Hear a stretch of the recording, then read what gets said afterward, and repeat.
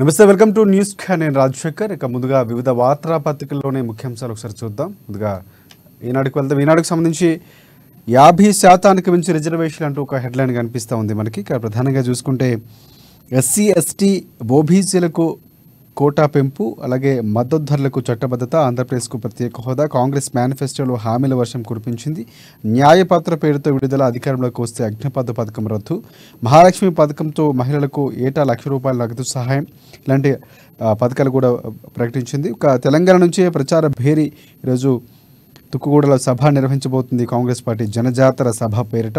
అలాగే మరొక వార్త చూసుకుంటే ఈ ప్రభుత్వం భరతం పడతామంటూ కూడా మాజీ సీఎం కేసీఆర్ నిన్న పొలం బాట పట్టినటువంటి విజువల్స్ వేస్తూ ఒక వార్త కనిపిస్తుంది. రాష్ట్రం రణరంగమైన మేము పోరాటాలకు సిద్ధం, ప్రజలకు ఎగనామం పెట్టిన సర్కార్ ఇది, పాలకుల చేతగానితనం వల్లే కాళేశ్వరం జలాలు ఎత్తిపోయలేదు, ఈ ముఖ్యమంత్రితో కాకుంటే నేనే కుర్చీ వేసుకొని కూర్చొని మోటార్లు నడిపించి నీరందిస్తాంటూ కూడా కొన్ని వ్యాఖ్యలు చేశారు ఆయన. అలాగే రష్యాకు చావు దెబ్బ అంటూ ఒక వార్త కనిపిస్తుంది. ఉక్రెయిన్ డ్రోన్ల దాడిలో 6 యుద్ధ విమానాల ధ్వంసం అంటూ, అలాగే ఇందిరమ్మ ఇళ్లకు హడ్కో నిధులు అంటూ మరొక వార్త కనిపిస్తుంది. 3,000 కోట్ల రుణం మంజూరుకు అంగీకారం, తొలి దశలో 850 కోట్ల రూపాయల నిధుల విడుదలకు నిర్ణయం అంటూ ఒక వార్త కనిపిస్తుంది. అలాగే చివరిగా కాంగ్రెస్ గ్యారంటీలు అమలు చేయాలి, భాజపా నేతల డిమాండ్, జిల్లా కేంద్రంలో సత్యాగ్రహ దీక్షలు అంటూ కూడా ఒక వార్త ఈనాడుకు సంబంధించి కనిపిస్తుంది. నెక్స్ట్ మనం ఆంధ్రజ్యోతి చూద్దాం. ఆంధ్రజ్యోతి సంబంధించి ప్రధానంగా చూసుకుంటే పూర్తిగా తుక్కుగూడ సభకు సంబంధించి ముందు హెడ్లైన్ కనిపిస్తుంది.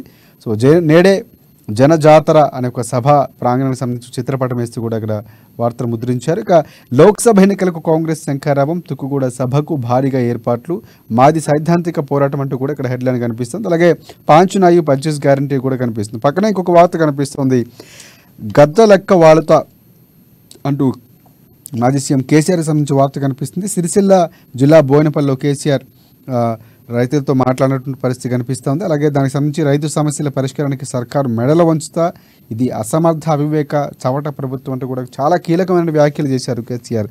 అలాగే కేసీఆర్ కుటుంబానికి 2 లక్షల కోట్ల ఆస్తులు ఉన్నాయి అంటూ కూడా మరొక వార్త కనిపిస్తుంది.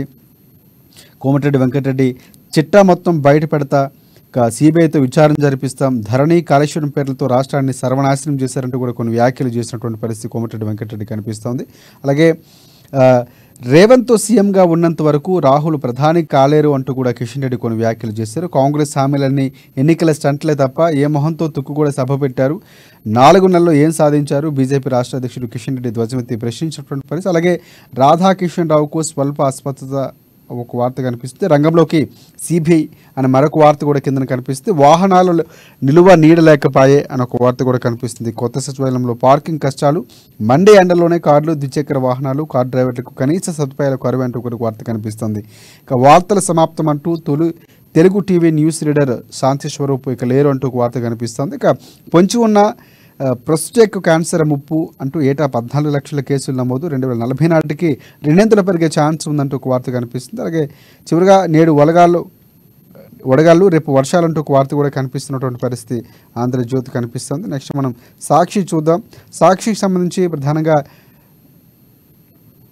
హెడ్లైన్ చూసుకుంటే మళ్ళీ పాత తెలంగాణ అంటూ కేసీఆర్కు సంబంధించి ఒక వార్త ప్రధానంగా హైలైట్ అవుతుంది. మంచినీళ్ల గోసలు, బిందెల కొట్లాటలు, కాలిపోయిన మోటార్లు పునరావృతం, కాంగ్రెస్ సర్కారుపై మాజీ సీఎం బీఆర్ఎస్ అధినేత కేసీఆర్ ఫైర్ అంటూ ఒక వార్త కనిపిస్తుంది. దాని పక్కనే తుక్కుగూడ నుంచే ప్రచార పర్వం అంటూ తుక్కుగూడ ఒక చిత్రపటాన్ని అక్కడ వేస్తూ కాంగ్రెస్ పార్టీ లోక్సభ ఎన్నికల ప్రచారం తెలంగాణ నుంచే ప్రారంభం అంటూ కనిపిస్తుంది. అలాగే పాలమూరుకు జాతీయ హోదా, నేటి సభలో తెలంగాణకు 23 ప్రత్యేక హామీలు ఇవ్వనున్న కాంగ్రెస్ పార్టీ, జాతీయ క్రీడా విశ్వవిద్యాలయం, ప్రత్యేక ఇండస్ట్రియల్ కారిడార్లు, ఐటీఐఆర్ విభజన హామీల అమలు అంటూ కూడా వార్త కనిపిస్తుంది. అలాగే 5 న్యాయాలు, 25 గ్యారంటీలు, రిజర్వేషన్లపై 50% పరిమితి తొలగింపు అనే వార్త కనిపిస్తుంది.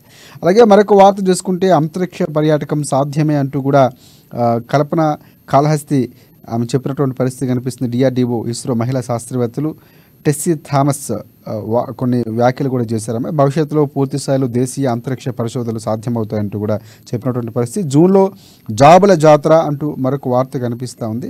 ఈసారి అన్ని నియామకాలు టీఎస్పీసీ ద్వారానే అంటూ కూడా కనిపిస్తుంది. నేడు బీజేపీ టిఫిన్ బాక్స్ బైఠక్లు అనే ఒక వార్త కనిపిస్తుంది. సంస్థాపక దినోత్సవాల సందర్భంగా పోలింగ్ బూత్ కేంద్రాల నిర్వహణ, ఎవరి ఆలభారం వారే తెచ్చుకున్న నేతలు కార్యకర్తలు లోక్సభ ఎన్నికలకు సన్నద్ధత అంటూ వార్త కనిపిస్తోంది.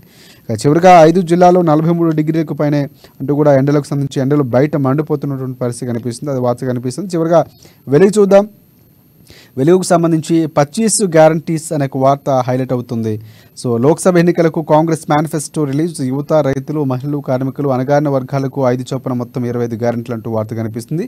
చేయాల్సింది ఇంకా ఉంది, 10 ఏళ్లలో మీరు చేసింది చూసింది మాత్రం ట్రైలర్ మాత్రమే అంటూ కూడా మోదీ కొన్ని వ్యాఖ్యలు చేశారు. మనతో పెట్టుకుంటే శత్రు దేశంలోకి చొచ్చుకెళ్లి దాడి చేస్తాం, పాక్పై కౌంటర్ అటాక్స్తో శత్రు దేశాలకు మనమేంటో తెలిసింది, కాంగ్రెస్ పాలనలో దేశ ఆర్థిక వ్యవస్థ చిన్నాభిన్నమైంది, స్కాములతో ఆ పార్టీ దేశాన్ని లూటీ చేసిందని మోదీ ఫైర్ అయినటువంటి పరిస్థితి. రాజస్థాన్లో చుర్లో ప్రధాన ఎన్నికల ర్యాలీలో ఈ వ్యాఖ్యలు చేశారు. అలాగే మరొక వార్త చూస్తే రేవంత్కు రాజకీయాలపై తప్ప రైతులపై ప్రేమ లేదంటూ కూడా సత్యాగ్రహ దీక్ష సంబంధించి ఈరటి మహేష్ రెడ్డి కొన్ని వ్యాఖ్యలు చేశారు. అలాగే లత్కోర్లు రాజ్యమేలుతున్నారు అనే ఒక వార్త ప్రధానంగా హెడ్లైన్ అవుతుంది. ఇక అసమర్థులు, చవట దద్దములు ఉన్నందునే ఇవాళ ఈ పరిస్థితి, నీళ్ళివ్వడం ఈ రండ్రలతో కాని పని, కాంగ్రెస్పై కేసీఆర్ కామెంట్లు చేసినట్టు తందాని శైలిలో అదే భాష ఉపయోగిస్తూ వ్యాఖ్యలు చేశారు. కవితను విచారిస్తున్న సిబిఐ పర్మిషన్ ఇచ్చిన స్పెషల్ కోర్టు వచ్చే వారం విచారించే ఛాన్స్ అనే వార్త కనిపిస్తుంది. రాజకీయాలు యాత్రలు కాదు, తీహార్ జైలు యాత్రలు చేయి కేసీఆర్కు మంత్రి వెంకటరెడ్డి కౌంటర్ ఇచ్చారు. ఫ్రస్ట్రేషన్తో మాట్లాడుతున్నారంటూ మంత్రి శ్రీధర్ బాబు ఒక కౌంటర్ ఇచ్చారు. బీఆర్ఎస్ హయాం నుంచే నీటి కష్టాలంటూ మంత్రి పొన్నం చెప్పినటువంటి పరిస్థితి కనిపిస్తుంది. అలాగే లక్షల కోట్ల కాళేశ్వరంపై ఎంక్వైరీ సీరియస్గానే ఉంటుంది అంటూ కూడా judicial commission chairman PC Ghosh స్పష్టీకరణ అంటూ ఒక వార్త కనిపిస్తుంది. శాంతి స్వరూప్ కనుమూత, 2 రోజుల క్రితం హార్ట్ స్ట్రోక్ చికిత్స పొందుతూ మృతి అనే ఒక వార్త కనిపిస్తుంది. చివరిగా 2 రోజుల ఎండలు, ఇక 4 రోజుల వానలు అంటూ కూడా ఒక వార్త కనిపిస్తుంది. సో జాగ్రత్తగా ఉండాలని కూడా హెచ్చరిస్తున్నటువంటి పరిస్థితి కనిపిస్తుంది. ఇక వార్తాపత్రికకు సంబంధించి ఇవి ముఖ్యాంశాలు. పూర్తి స్థాయిలో దీనికి సంబంధించి విశ్లేషణ ఇచ్చేందుకు ప్రముఖ రాజకీయ విశ్లేషకులు కృష్ణమూర్తి గారు మనకి సిద్ధంగా ఉన్నారు న్యూస్ స్కాన్లో. నమస్కారం కృష్ణమూర్తి గారు. ప్రధానంగా చూసుకుంటే ఈరోజు కాంగ్రెస్ పార్టీ తుక్కుగూడ సభ నిర్వహించబోతుంది. పంచ న్యాయాలు అనే ఒక పేరిట పాంచిన 25 గ్యారంటీస్, పూర్తి స్థాయిలో 25 అందులో గ్యారంటీలు ఇవ్వబోతుంది. పూర్తి స్థాయిలో కాంగ్రెస్ పార్టీ మేనిఫెస్టో చూసుకుంటే కనుక 6 గ్యారంటీలతో తెలంగాణ రాష్ట్రంలో విజయంలోకి వచ్చినటువంటి పరిస్థితి, అధికారంలోకి వచ్చినటువంటి పరిస్థితి. ఇప్పుడు పూర్తి స్థాయిలో దేశ రాజకీయాల్లో కూడా ఒక కొత్త వ్యూహంతో ముందు గ్యారంటీలు విడుదల చేస్తున్నటువంటి పరిస్థితి. సో దానికి సంబంధించి మీరేమంటారు? కాంగ్రెస్ పార్టీ కూడా సభ అంటే నిన్న మేనిఫెస్టోను ఏఐసిసి కార్యాలయంలో విడుదల చేశారు. దాంతో 25 గ్యారంటీ 5 అంశాల మీద 25 గ్యారంటీ ఇస్తున్నాం అని చెప్పారు. దాంట్లో యువత, మహిళ, వ్యాపారం, అన్ని రంగాల వారు దాదాపు అన్ని రంగాల గురించిన మేనిఫెస్టో అన్ని రంగాల వారికి మెయిల్ చేసే విధంగా ఉంది. అదేవిధంగా కొన్ని అంశాల మీద కొంత వివాదాస్పదంగా అవుతుందేమో అని అనుమానం. ఎందుకంటే సైన్యంలో రిక్రూట్మెంట్ సంబంధించిన విషయాలను రద్దు చేస్తామని చెప్పడం, ఈసీ రిజర్వేషన్లను 50% ఆల్రెడీ రిజర్వేషన్ ఎక్కువని చెప్పేసి రాజ్యాంగాలు చెప్తా ఉంటే సుప్రీంకోర్టు పడతా ఉంటే ఇట్లాంటి కొన్ని అంశాలు కూడా పొందుపరచడం, అదేవిధంగా ఇప్పటి ప్రభుత్వం తీసుకున్నట్టే నరేంద్ర మోడీ ప్రభుత్వం తీసుకున్న కొన్ని పథకాలు, అంశాలన్నీ కూడా రివ్యూ చేసి కొన్ని మారుస్తామని చెప్పడం, ఇవన్నీ చూస్తా ఉంటే కొంత కాంగ్రెస్ మేనిఫెస్టో ప్రజల్లో చర్చనీయాంశంగా మారుతుంది. కొంత ప్రజలను ఆకర్షించేదని వదని చెప్పచ్చు. ఇంతకాలము నిర్లక్ష్యానికి, నిరాధారణకు గురైనటువంటి వర్గాలను, ఆ ప్రాంతాలను కొంత మేలు చేకూర్చే విధంగా కాంగ్రెస్ పార్టీ తన మేనిఫెస్టోలో కొన్ని అంశాలను పొందుపరచము, దాంట్లో కొంత స్పష్టత ఇవ్వడం, ఇవన్నీ కూడా చూస్తూ ఉంటే దేశంలోని అన్ని వర్గాలు, అన్ని ప్రాంతాలు సమప్రాతిపదికన సమ అభివృద్ధి జరగాలి అనేది కాంగ్రెస్ విధానంగా కనిపిస్తా ఉన్నది. దీనికోసం 10 సంవత్సరాల్లో నిర్లక్ష్యానికి గురైనటువంటి వర్గాలు కానీ ప్రాంతాలు కానీ యువతకు ఉద్యోగాల విషయంలో కేంద్రంలో నరేంద్ర మోడీ కొంత విఫలమైంది అన్న చర్చ జరుగుతూ ఉన్నది. కాబట్టి యువతకు ఖచ్చితంగా ఉద్యోగాలు ఇస్తాము, లక్ష రూపాయల జీతం కూడా ఉంటుంది. రెండో అంశం, మహిళలకు సంబంధించి ఏటా ₹1,00,000 లబ్ధి చేకూర్చే విధంగా పథకాలను అమలు చేస్తాం. ఇట్లాంటి మహిళలకు ఆర్థిక స్వావలంబన చేకూర్చడంతో పాటు యువతకు ఉపాధి అవకాశం కల్పించడం, ఉపాధి అవకాశం మెరుగుపరచడం కోసం చర్యలు తీసుకోలేదు. ఇవన్నీ అంశాలు కూడా కొంత కలిసి వచ్చాక ఎన్నికల్లో కొంత వీటి ప్రభావం అయితే ఉండబోతుంది. ఎస్ ఎస్ ఎస్ కృష్ణమూర్తి గారు, ఇంకోటి అంటే తెలంగాణ రాష్ట్రానికి సంబంధించి ఏమైనా ఈసారి 23 కొత్త హామీలు ఇవ్వబోతుంది, కొన్ని గ్యారంటీలు ఇవ్వబోతుంది. అలాగే పాలమూరుకు సంబంధించి జాతీయ హోదా కల్పించడం, కొన్ని విశ్వవిద్యాలయాలు సంబంధించిన ప్రకటనలు కూడా ఈరోజు తుక్కుగూడ సభలో ఉండే అవకాశం ఉందంటూ కూడా మనకి తెలుస్తూ ఉంది. సో అదే కొంతవరకు ఆశాజనకంగా ఉండే అవకాశం, దానికోసం చాలా వరకు ఎదురు చూస్తున్నటువంటి పరిస్థితి. అది కలిసి వచ్చే అంశం కాంగ్రెస్ పార్టీకి అనుకోవచ్చు మనం. అంటే ఇప్పటికీ కొత్త కాంగ్రెస్ పార్టీ ప్రభావం రాష్ట్రంలో ఉన్న నేపథ్యంలో దాన్ని మరింత పెంచుకోవాలి అన్న ఆలోచనలో ఉన్నటువంటి కాంగ్రెస్ పార్టీ మరికొన్ని హామీలు, అంటే ఇప్పటి వరకు కొన్ని వర్గాలకు న్యాయం చేయలేదు కాంగ్రెస్ పార్టీ, వాళ్ళ వైపు చూడట్లేదు అన్న విమర్శలు కొంత వస్తా ఉన్నాయి. వాటిని ఇప్పటికప్పుడు సరి చేస్తా ఉన్నారు, సరి చూసుకుంటూ పోతా ఉన్నారు, అవసరమైతే మార్పులు చేరుకు చేస్తా ఉన్నారు. మన కార్పొరేషన్ విషయంలో దాదాపుగా ఒక జీవో తోటి కార్పొరేషన్ ఏర్పాటు చేస్తూ ఇచ్చారు. తర్వాత కొన్ని రాలేవన్నారు. తర్వాత మరికొన్ని కార్పొరేషన్ ఏర్పాటు చేసేందుకు కూడా ప్రభుత్వం సానుకూలంగా స్పందించింది. ఇంకా కొన్ని విజ్ఞప్తులు వస్తా ఉన్నాయి కార్పొరేషన్ కానీ మిగతా అంశాల విషయం. అంటే ఇట్లాంటి విషయాలు వచ్చినప్పుడు కొంత మేనిఫెస్టోలో కొంతమందిని గతంలో ఇచ్చిన మేనిఫెస్టోలో కొన్ని వర్గాలను విస్మరించారు అన్న ఆరోపణలు అన్న కొంత విమర్శలు కానీ చర్చ జరుగుతున్న నేపథ్యంలో ఆ వర్గాలను కూడా పూర్తి స్థాయిలో న్యాయం చేయాలి, తీసుకురావాలి, ఆ వర్గాలను కూడా తీసుకొని అప్లిఫ్ట్ చేయాలి అనే ఉద్దేశంలో ఉన్నటువంటి కాంగ్రెస్ పార్టీ ఆ వర్గాలకు కొంత తుక్కుడు సభ ద్వారా కొంత ఆశ్వాసం ఇచ్చే అవకాశం ఉంది. ఈ కేంద్ర ఏఐసిసి ఇచ్చినటువంటి మేనిఫెస్టోను కూడా ఇక్కడ రిలీజ్ చేసి మేనిఫెస్టోల అంశాల మీద కొంత ప్రజలకు, తెలంగాణ ప్రజలకు వివరించబడుతుంది. ఈ సభకు సుమారుగా దాదాపు 10 లక్షల మంది తీసుకోవాలని చెప్పేసి ఇప్పటికీ జన సమీకరణ మీద పార్టీ శ్రేణులు, నాయకులు దృష్టి పెట్టారు. ఎక్కడికక్కడ తగ్గి వచ్చేది కూడా ఎవరి వాళ్ళు ఏర్పాటు చేసుకుంటా ఉన్నారు. రంగం కూడా పూర్తి స్థాయిలో సన్నద్ధమైంది.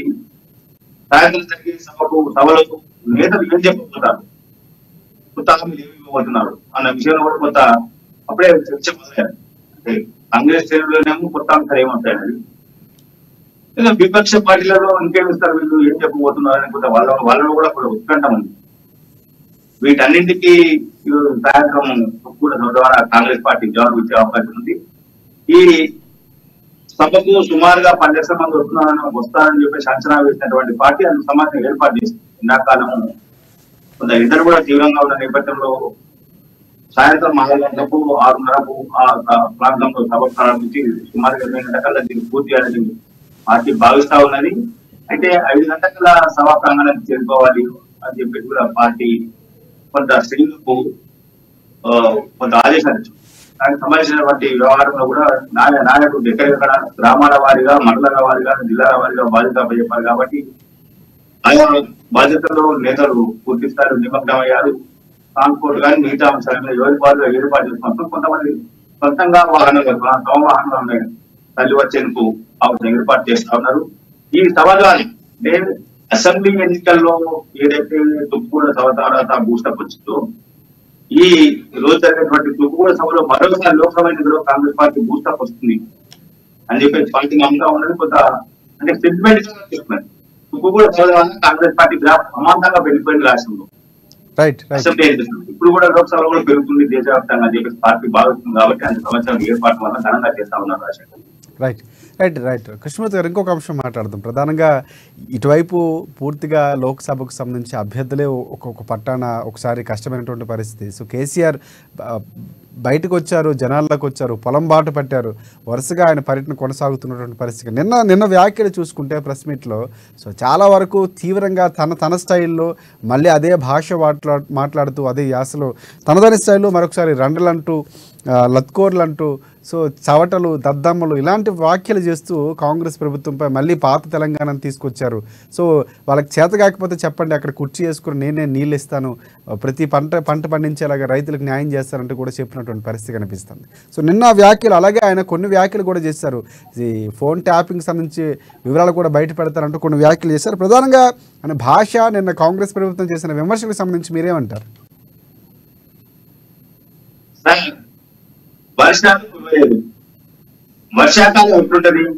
రాష్ట్రంలో కరువు ఉన్నది, దానికి ఒప్పుకోవచ్చు. రాష్ట్రంలో కొంత కలుగున రైతాంగం ఇబ్బందులకు గురవుతుంది, వాస్తవం. నీళ్లు లేదు. దానికి మనకు ఈ కేసీఆర్ తో అందరూ ఏకీభవించాల్సిన అవసరం ఉంది, నాకు ఎటువంటి అనుమానం లేదు. కానీ వర్షాలు కురినప్పుడు నీళ్ళు ఎక్కడికి తెస్తారు? మన ప్రాజెక్టులకు మనకి ఎక్కడి నుంచి వస్తే నీళ్లు పై నుంచి రావాలా, కర్ణాటక మహారాష్ట్ర నుంచి రావాలా. కర్ణాటకలో ఉన్నటువంటి బాబ్లీ ప్రాజెక్ట్, మహారాష్ట్రలో ఉన్న బాబ్లీ ప్రాజెక్ట్ వెళ్ళిపోయింది, కర్ణాటకలో ఉన్నటువంటి అల్మట్టి ప్రాజెక్ట్ వెళ్ళిపోయింది. ఎక్కడికి వస్తే నీళ్లు? ఎక్కడికి సరే గోదావరిలో నీళ్లు ఉన్నాయి, గోదావరి నీళ్ళు ఎక్కడి బిందెతో తెచ్చిపోతాయి కదా గోదావరిలో నీళ్ళు. ఆ బిందెతో తెచ్చుకుని బిందె మీద కష్టం ఉంది కదా. కరువుగా ఒప్పుకొని మాట్లాడాలి, కానీ మీరు చేయలేరు, చాచగారు అట్లా కాదు మాట్లాడారు. ఎస్ కరువు ఉంది కాబట్టి కరువు ఏం చూసుకోవాలి? నువ్వేమి ఇచ్చావు గతంలో? రైతాంగం నష్టపోయినప్పుడు నువ్వేమైనా నష్టపరిహారం ఇచ్చావు? ఎంతమందికి ఇచ్చావు చెప్పు. నువ్వు రైతాంగం నష్టపోయినప్పుడు నువ్వు ఎంతమంది దగ్గరికి వెళ్ళావు? నీ మందులు ఎంతమందికి పంపించావు? ఎంతమందికి నష్టపరిహారం ఇచ్చావు? చెప్పాలి కదా. ఇగో మా 10 కాలంలో అతివృష్టికి ఇంతమంది, అనావృష్టికి ఇంతమంది, ప్రకృతి వైపరీత్యానికి ఇంతమంది నష్టపోయారు, మేము పలానా సమయంలో పలానా ఇచ్చాము. హామీలు కాదు, హామీలు ఇచ్చారు, చాలా ఇచ్చారు. వాస్తవికంగా చెప్పాలి. భద్రాచలంలో వరదలు వచ్చినప్పుడు 2 సార్లు పోయి 10 వేలు ఇస్తాను, ఒక్క పైసలు లేదు. ఎకరాకు 10 వేలు ఇస్తానని చెప్పొచ్చాడు, ఒక్క పైసలు లేదు. మళ్ళీ కరువు బ్లాస్ట్ కు విదేశీ కుట్ర చెప్పాడు. కుట్ర కరువు బ్లాస్ట్ గా కుట్ర జరిగింది కాబట్టి ఏకైక వర్షాలు వచ్చాయని చెప్పాడు. దాన్ని ఎంక్వైరీ చేస్తాను, ఆ ఎంక్వైరీ ఏమన్నా చెప్పాను. ఎందులో వచ్చి చేస్తానండి. రైతాంగాన్ని ఆదుకోవాల్సిన అవసరం ప్రభుత్వమే ఉంది, దాంట్లో ఎటువంటి అనుమానం లేదు. దానికి సంబంధించి నిర్మాణాత్మక సూచన చేయకుండా 25 లక్షలు ఏమన్నావు రైతాంగానికి ఇవ్వాలి. నీ హామీలో ఇచ్చావు నువ్వు రైతాంగానికి. ఇక్కడ డబ్బులు వస్తే పంజాబ్ ఇస్తావో ఇచ్చావు నువ్వు, మన రైతులకు ఇవ్వలేదు.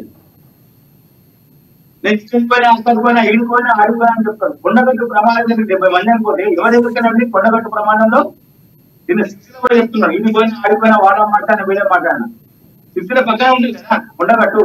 కొండగట్టు ప్రమాదం అపాయం ప్రభుత్వం పోయిందా? వాళ్ళు కనీసం పరామర్శించదా?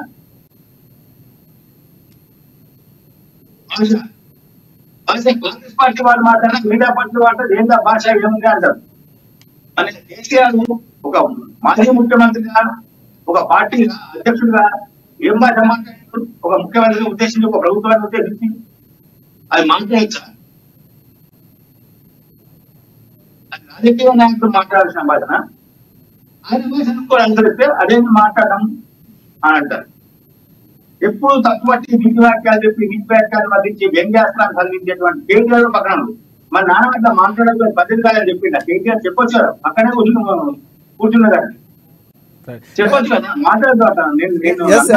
అలాగే ఆయన కొన్ని వ్యాఖ్యలు, ఇప్పుడు మంత్రిగా ఉన్నటువంటి కోమటిరెడ్డి వెంకటరెడ్డిపై కూడా కొన్ని వ్యాఖ్యలు చేశారు. తెలంగాణకు సంబంధించి గతంలో పూర్తి స్థాయిలో ప్రాజెక్టులు ఏవైతే ఉన్నాయో కాంగ్రెస్ పార్టీకి సంబంధించి ప్రభుత్వం అసమర్థత వల్లే మిడ్ మానేరు కానీ లేకపోతే ఎల్లంపల్లి ప్రాజెక్టులు పెండింగ్లో పెట్టారని కూడా కొన్ని వ్యాఖ్యలు చేశారు. సో దానికి సంబంధించి కోమటిరెడ్డి వెంకటరెడ్డి కూడా స్పందించారు. ప్రెస్ మీట్ పెడతాను, చిట్టా మొత్తం ఇప్పుతానని కూడా చెప్తున్నటువంటి పరిస్థితి కనిపిస్తుంది. సో అది ఎలా ఉండబోతుంది అంటారు? చేయలేమా? మేము చేయాలంటే మేము చర్య తీసుకెళ్ళిపోతామా? మేము నమోదు చేయాలని నేను రాపిరా మొత్తం మీదే మీదే రాజ్యం. కేసీఆర్ మాట్లాడింది బట్టి ఉమ్మడి చేయాలని చేయలేకపోతుందా? నిజంగా నీ దగ్గర ఆధారం తప్పు చేశారు, నువ్వు ఎన్ని చేయలేదు అంటే ఆ తప్పులను కప్పుకొచ్చి మరికొన్ని తప్పులు చేసినట్ట చేయాలి కదా. అంతే కదా సార్. ఇప్పుడు నువ్వు తప్పు చేసినా తెలిసింది, నేను చూస్తూ ఊరుకున్నా. ఒక బాధ్యతమైన పౌరుడిగా, ఒక బాధ్యతమైన నాయకుడిగా, ఒక రాష్ట్రానికి అధిపతిగా ఊరుకున్నా అంటే అర్థమైంది. రాష్ట్రాన్ని దోచుకోమని చెప్పాను నేను, నువ్వు దోచుకోగా నేను కూడా దోచుకుంటా, నువ్వు దోచుకున్నావు మరి చెప్పాలి కదా. ఎస్ అది తీసుకుని నేను తీసుకున్నాను చెప్పు. 2 లక్షల కోట్లు నేను అక్రమాస్తున్నాయని చెప్పింది కోమటిరెడ్డి వెంకటరెడ్డి. దాని చిట్టా చెప్తానో ఒకవేళ సిబిఐ విచారణకు ఆదేశిస్తామన్నాడు. నువ్వు 2 లక్షల కోట్లు సంపాదించుకుంటా కోమటిరెడ్డి వెంకటరెడ్డి ఆయన చెప్పిండు, నేను కాంట్రాక్టర్నే కాదు, నిరూపిస్తే రాజకీయాలు తప్పించుకోండి అని చెప్పాడు. నిరూపిస్తావా? ఆయన కాంట్రాక్టర్ రాజకీయం తప్పిద్దాం, ఆయన చెప్తాం, మనమే డిమాండ్ చేద్దాము. ఏముంది మీ అన్నమాట మీద ఉన్న సార్ కాంట్రాక్ట్ నిరూపితమైంది కాబట్టి మీ రాజకీయాన్ని తప్పుకొని మంత్రి పదవికి మంత్రి రాజీనామా చేయండి, మీరు కాంట్రాక్ట్ గా వెళ్ళిపోండి అని చెప్తాము. ఆయన కాంట్రాక్టర్ ఎలా చెప్తా ఉన్నారు అంటే అన్ని అబద్ధాలు చేసి మసిపూసి మాడికాయలు చేయడం తప్ప మిగతా ఏం లేదు. వైపు భూ కబ్జాలు జరుగుతున్నాయి, భూ కబ్జాలు, లిక్కర్ స్కామ్లు. జనస్పందన అనేది లేదు. జనస్పందన లేకపోవడంతో ఆ ఫ్రస్ట్రేషన్ లో ఆయన ఇష్టముగా గార్యకులకు అన్నాడు, రంగలు అన్నాడు, ఇంకోటి అన్నాడు, చాలా ఇచ్చాడు. మనం భాష చెప్పుకోవడానికి కూడా రావట్లేదు. ఇంకోటి లేకపోతే ఇంకేమన్నా ద్రవయాత్రలు ఏమన్నా తీసుకోవడంలో కొంత స్వీట్ ఎక్కువ తీసుకోవడం ఇబ్బంది అయింది తెలుస్తుంది. కానీ ఆ రకంగా మాట్లాడాలి, ఇష్టముగా మాట్లాడేది ముఖ్యమంత్రిని, ఒక ప్రభుత్వాన్ని, బాధ్యత గల ప్రభుత్వం. నువ్వు కూడా నిన్న వరకు బాధ్యత గల పదవులను ఉన్నావు. ఇప్పటికంటే ప్రతిపక్షం అంటే ప్రభుత్వం తర్వాత ప్రభుత్వం లాంటిది ప్రజల ప్రతిపక్షం అంటే. మరి నువ్వు ఆ స్థాయిలో మర్చిపోయి ఇష్టంగా మాట్లాడితే ఇబ్బందికరంగా ఉంటుంది. ప్రజలు కూడా దీన్ని ఆల్రెడీ అసహించుకున్నారు. అంటే కోమటిరెడ్డి వెంకటరెడ్డి కూడా కొన్ని వ్యాఖ్యలు చేస్తూ, కోమటిరెడ్డి వెంకటరెడ్డి కూడా అంటే ఫోన్ ట్యాపింగ్, లిక్కర్ స్కామ్, భూ కుంభకోణాలు ఇన్ని జరుగుతున్నాయి, త్వరలో కేసీఆర్ అరెస్టు కాబోతారన్న భయంతోనే ఇలాంటి వ్యాఖ్యలు చేస్తున్నారంటూ కూడా ఆయన కొన్ని వ్యాఖ్యలు చేశారు. సో మనం ఆ విధంగా ఊహించాల్సిన అవసరం ఉందంటారు. ఎందుకంటే ఇప్పటికే కవిత లిక్కర్ స్కామ్ నడుస్తుంది, ఫోన్ ట్యాపింగ్ వ్యవహారం రోజుకో మలుపు తిరుగుతుంది. దాదాపుగా ఒక పెద్ద నేత అంతా నడిపించారని క్లియర్ కట్గా విచారణలో వ్యక్తం చేస్తున్నటువంటి పరిస్థితి కూడా కనిపిస్తుంది. సో దాన్ని డైవర్ట్ చేయడానికి, దాన్ని ప్రజల నుంచి ఒక క్లారిటీ, ఒక మిస్ చేయడం కోసం మిస్లీడ్ చేసే విధంగానే నిన్న కేసీఆర్ వ్యాఖ్యలు ఉన్నాయనుకోవచ్చు మనం. కొంత ఫ్రస్ట్రేషన్ లో ఉన్నది కూడా నిన్న వ్యాఖ్యలను, నిన్న ఆయన మాట్లాడే భాష, ఆ ప్రవర్తన, ఆ తీరు కూడా కొంత అర్థమవుతుంది. కూతురు జైలుకి వెళ్ళింది, బీహార్ జైలు. ఇప్పటితో బయటకు వచ్చే అవకాశాలు.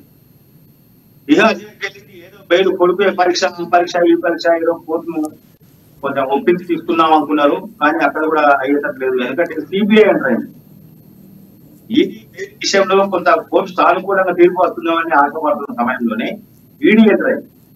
ఈడీ ఏమన్నది, కవిత విచారించాల్సిన కోర్టులోనే జైల్లోనే విచారిస్తాం, మాకు అనుమతించండి అంటూ వాళ్ళకు కొంత ఇచ్చాం. మేము ల్యాప్టాప్ తీసుకెళ్తాము, కొంత డాక్యుమెంట్ తీసుకెళ్తాము, కొంత పేపర్ తీసుకెళ్తాము, కొన్ని ఇన్స్ట్రుమెంట్ తీసుకెళ్తాము, విచారణ సందర్భంగా వినియోగించేటువంటి కొన్ని పరికరాలను తీసుకెళ్తాం, అనుమతించండి. Court CBI ఏకీభవించింది. కోర్టు కూడా ఏకీభవించి విచారించండి, మీరు ఎప్పుడు విచారిస్తారు మీ ఇష్టం, ఈ వారమో వచ్చే వారమో ఆ పై వారం విచారించండి, జైల్లో విచారించండి అని అనుమతించారు. అంటే రేపు సోమవారం కూడా బెయిల్ కవితకు రాదు అన్న విషయం స్పష్టమైంది. ఈయన పొరపాటు ఉన్నప్పుడే ఆ విషయం జరుగుతుంది. దీంతో కొంచెం ఆయన కొంచెం ఫ్రస్ట్రేషన్ అయ్యారా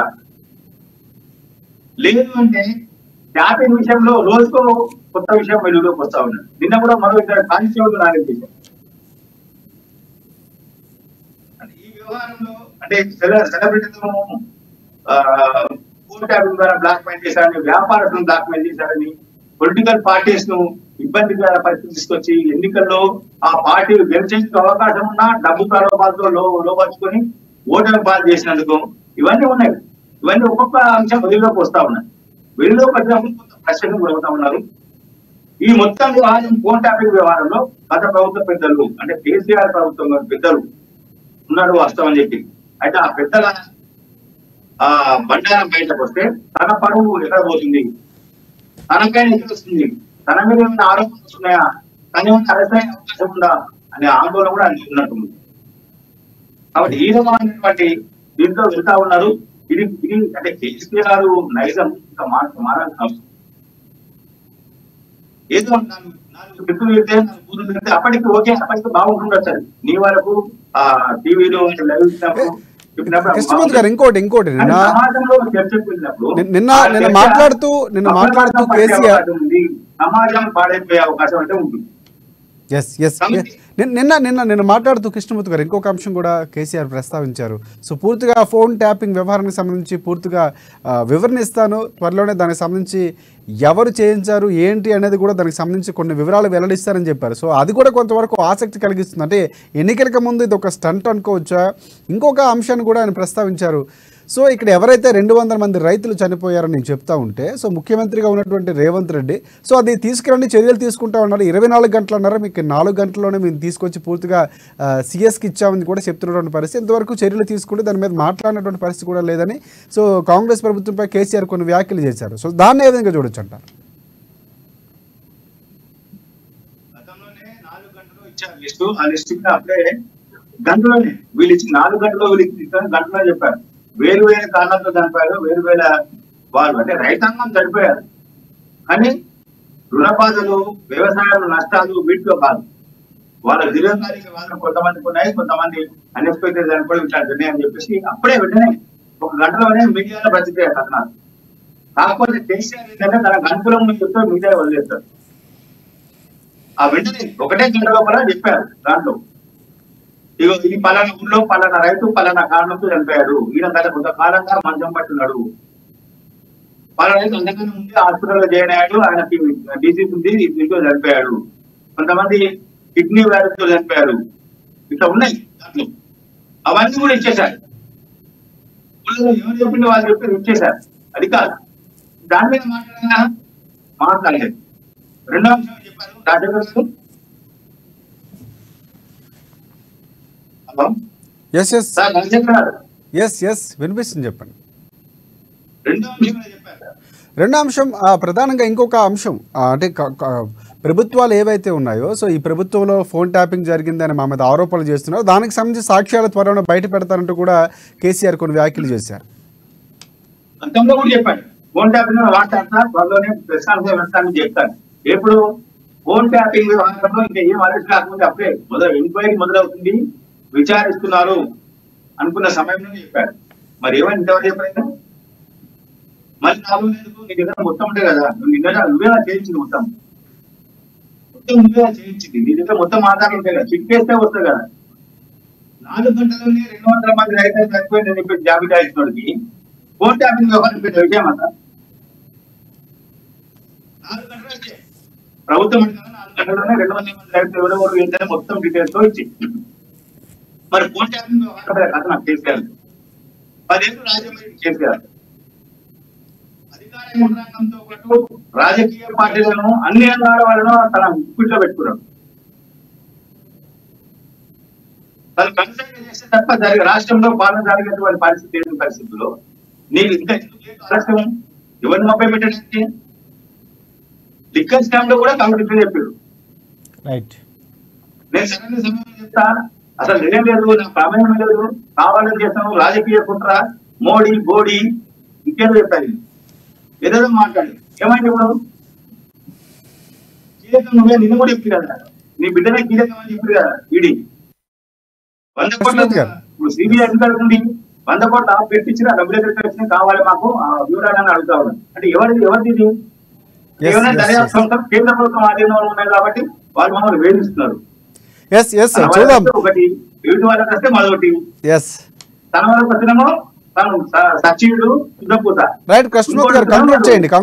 వాళ్ళు ఇంకోటి. కంక్లూడ్ చేయండి. చివరిగా పూర్తిగా ఏం బయట పెట్టబోతున్నాను కొంత క్యూరియాసిటీ ఉన్నా కూడా చివరిగా చెప్పాలంటే సో ఏమవుతుందని చూస్తే ఆయన చెప్పిన ఆధారాలు బట్టి కాంగ్రెస్ పార్టీ కౌంటర్ కూడా ఉండబోతుంది అనుకోవచ్చు మనం. చివరిగా కంక్లూడ్ చేయండి. చెప్పగలరా? ఫస్ట్ కేటీఆర్ 3 సార్లు మాట మార్చింది.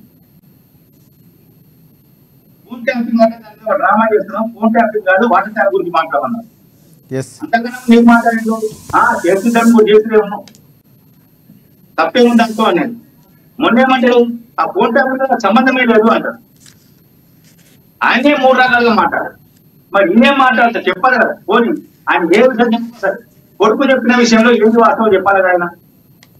ఆయన కొడుకు చెప్పిన విషయంలో, యువరాజు చెప్పిన విషయంలో ఏది వాస్తవం చెప్పాలి కదా. ఫోన్ ట్యాపింగ్ లేదంటారా? లేదు అంటే ఇద్దరిని కూడా చేస్తాడా? లేకపోతే నాకు అసలు సంబంధమే లేదు, ఏం తెలియదు, ఫోన్ ట్యాపింగ్ అంటే ఏంటో నాకు అర్థం కూడా లేదు అంటారా? చెప్పాలి కదా. అది చెప్పకుండా నేను మొన్న కూడా చెప్తున్నా కదా, త్వరలోనే వస్తుంది ఆ విషయంలో మళ్ళీసారి ప్రశ్నార్థి పెడతా, మొత్తం వివరిస్తాను. నిన్న చెప్పింది పాడిందే అని అదే మాట వస్తున్నాయి. కృష్ణమూర్తి ఖచ్చితంగా వీళ్ళ ప్రమేయం ఉన్నది, దీంతో ఎటువంటి అనుమానం లేదు. సినీ పరిశ్రమ బాంబాయి తరలి వెళ్ళింది సార్ వీళ్ళ వేదికలు భరించలేక. Right right right. హాలీవుడ్ పరిశ్రమ బాంబాయికి వెళ్ళింది. ఒకటి కాదు వీళ్ళ వేదికలు. ఎస్ ఎస్ ఎస్ పూర్తి స్థాయిలో కేసీఆర్ ఏం మాట్లాడతారో మనం చూడాల్సిన అవసరం ఉంది. Right, thanks for updates. పూర్తి స్థాయిలో మీ విశ్లేషణ అందించేందుకు థ్యాంక్ యూ కృష్ణమూర్తి గారు. ఇది ఇవాళ న్యూస్ క్యాన్. రేపటి న్యూస్ క్యాన్లో మళ్ళీ కలుసుకుందాం. అంతవరకు చూస్తూనే ఉండండి అమ్మా న్యూస్, నిజం కోసం జనం కోసం.